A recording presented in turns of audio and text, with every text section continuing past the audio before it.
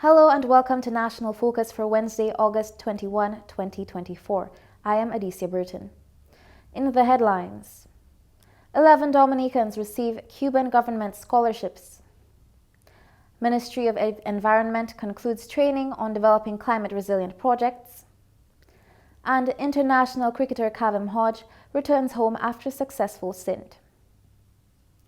The details of the headline stories and more when we return.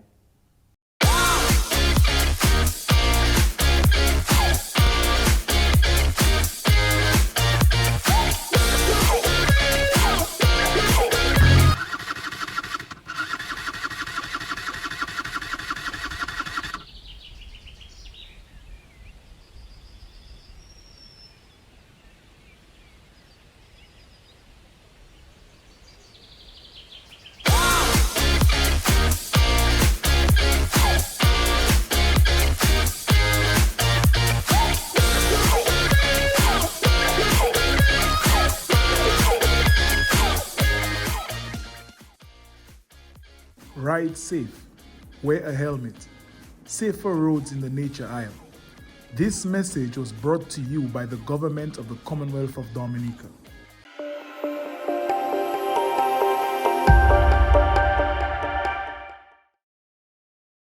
Welcome back.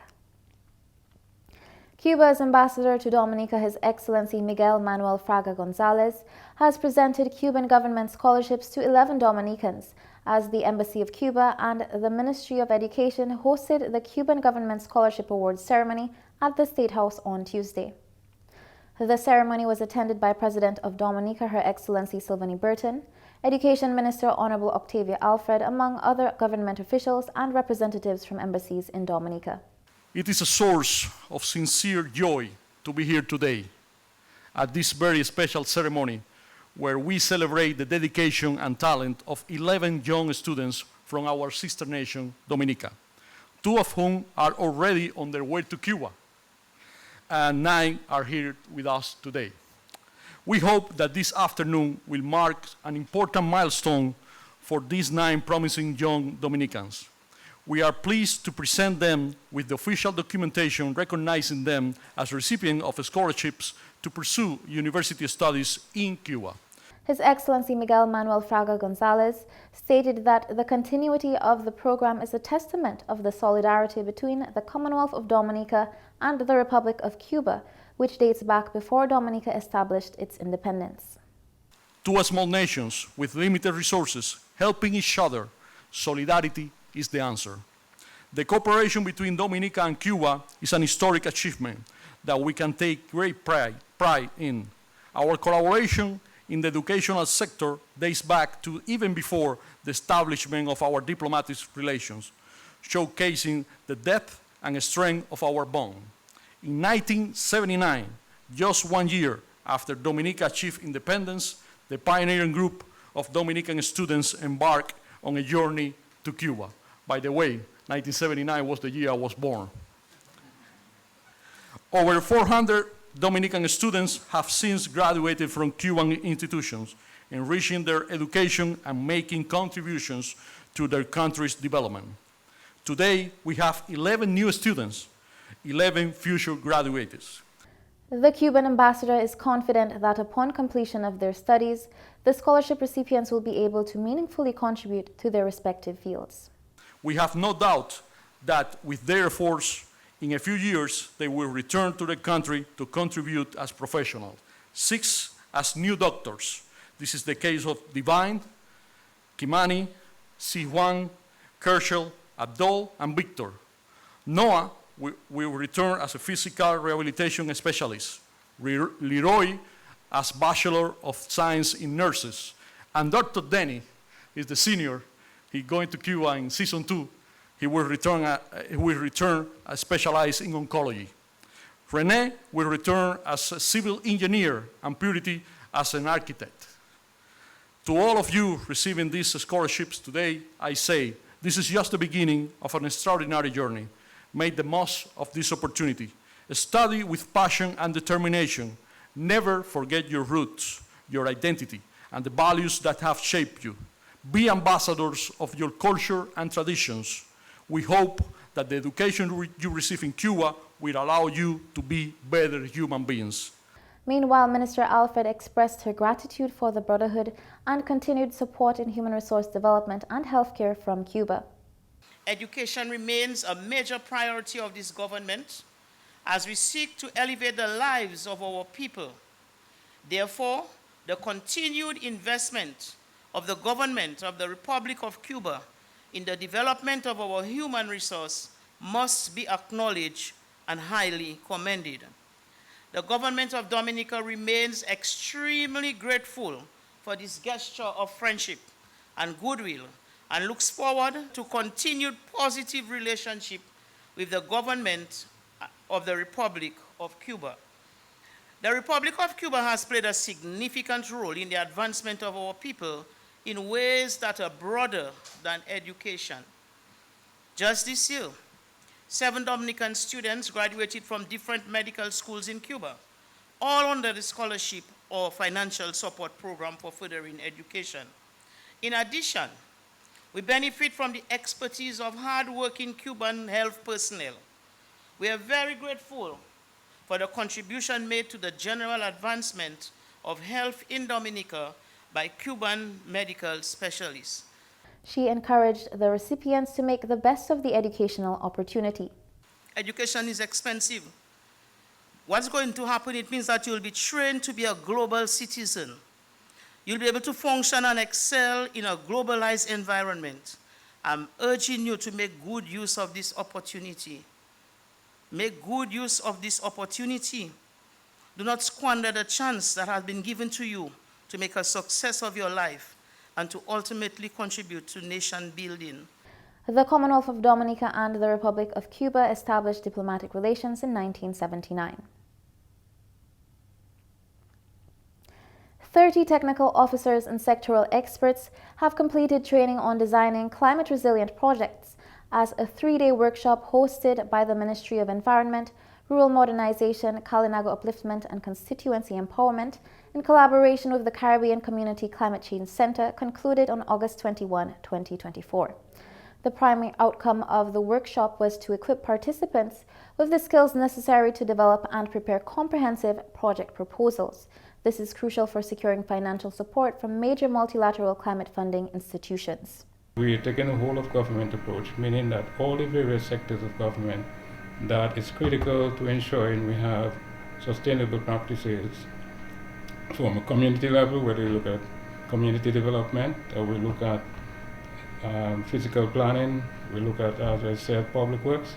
We're bringing everybody on board to ensure that the necessary technical competencies are made available so that the officers will know how to do project planning, project preparation in terms of project proposal for funding, because it's important that we try to tap into the available funding that is there, that's offered by the Green Climate Fund and of course the Global Environmental Funds, so that we can realize the financial means for undertaking the necessary mitigation and adaptation. The 3-day workshop, which commenced earlier this week, provided specialized training on project development, environmental and social safeguards and performance safeguards, gender mainstreaming and sexual exploitation, harassment and abuse prevention.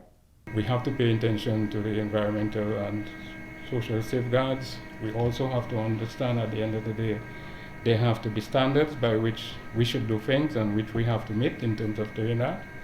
And very importantly as well, globally, the research have shown that after a catastrophic event, the people that are the most heavily affected are either single-headed household and children, or single mothers and children, and of course indigenous people. So clearly, if we're going to go forward, we have to make sure that we focus on the right area. So if we are to submit acceptable, bankable projects to the international agency, we must pay adequate and proper attention to gender mainstreaming issues.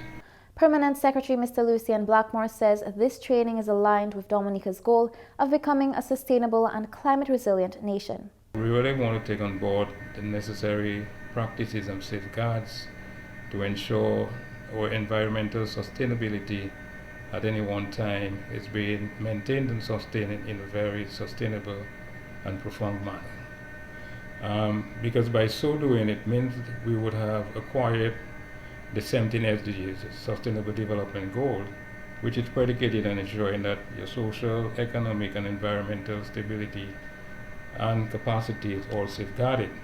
So what we're doing now is trying to put in place the various means of realizing that greater outcome and overarching goal of being the first climate resilient country in the world. The collaborative engagement between the Government of Dominica and the Caribbean Community Climate Change Center is designed to increase Dominica's access to climate finance and enhance the nation's response to climate change. Dominica rolled out the red carpet at Douglas Charles Airport last night to welcome home Dominica sports ambassador and international cricketer Kavem Hodge.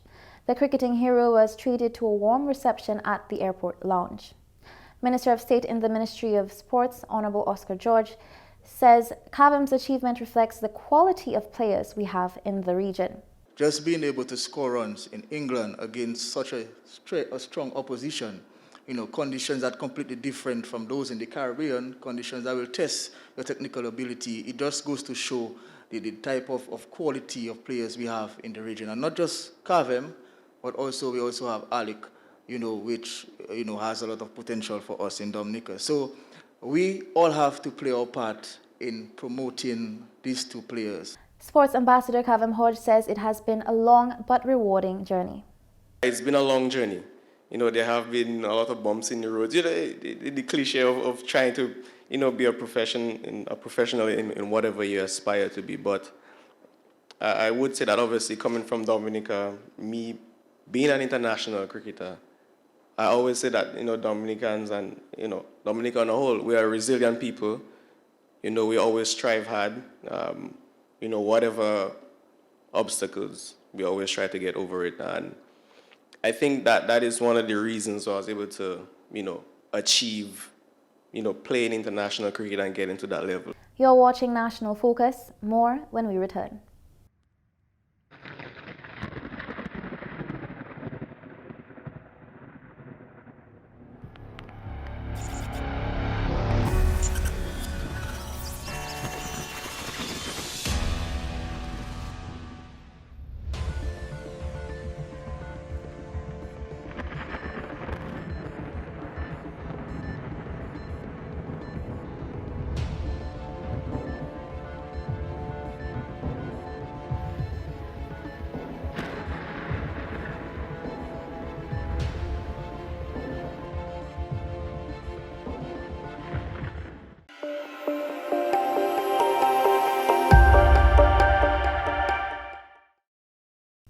Welcome back.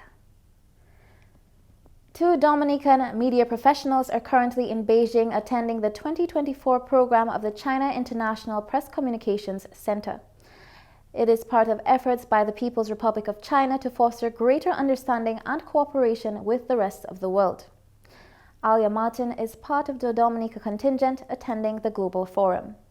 Dominica joins 83 other countries and 92 media personnel globally at the China International Press Communications Center, CIPCC 2024 program in Beijing, China.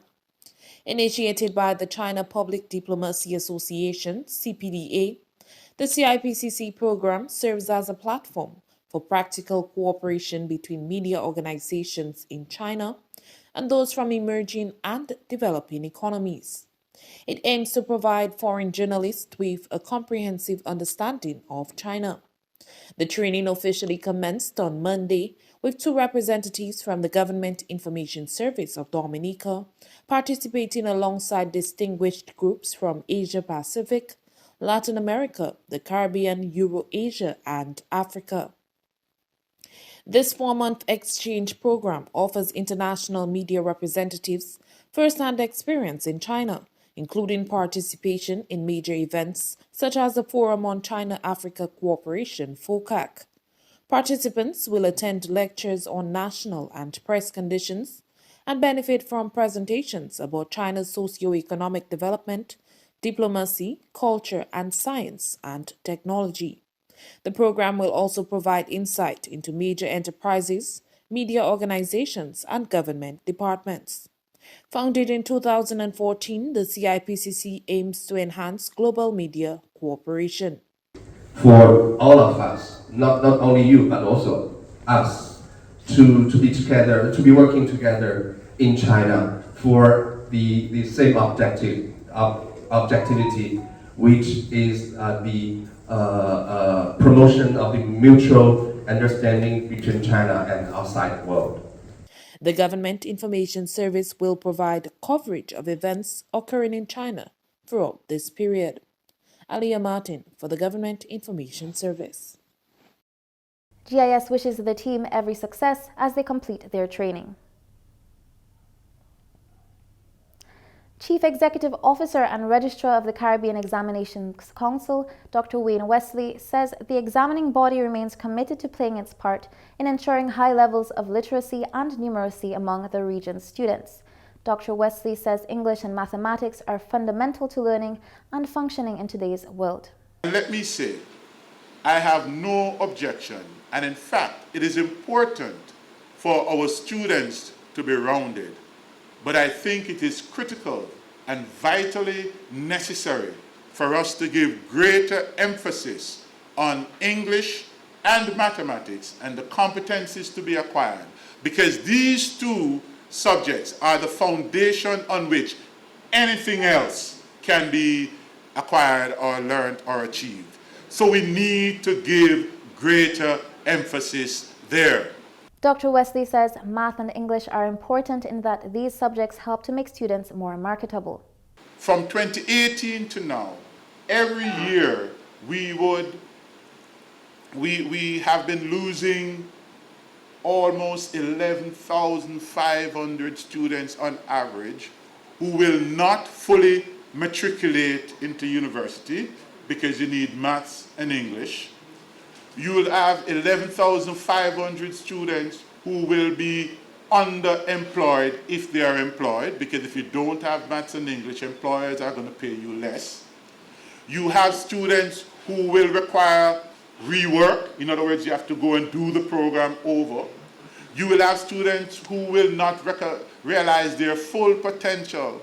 And most importantly, it is having a negative effect on the economic competitiveness of the region, because you're having less students being able to drive the innovation that is required for the economy to advance and for critical thinking and problem-solving attitudes to be developed. He says we are in a very challenging time in which greater attention must be placed on math and English.